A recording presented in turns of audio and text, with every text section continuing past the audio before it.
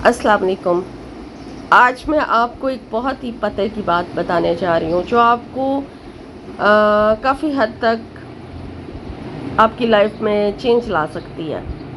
I think मेरा अपना view है, मैं जो आपसे शेयर करने जा रही हूँ।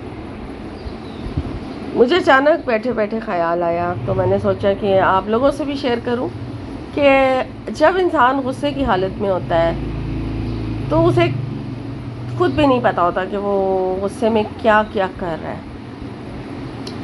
तो मैं अपना रिकॉर्डिंग सेक्शन ऑन रख के तो थोड़ा सा गुस्सा कर रही थी, तो फिर मैंने बाद में सुना तो मुझे बड़ा अजीब सा लगा।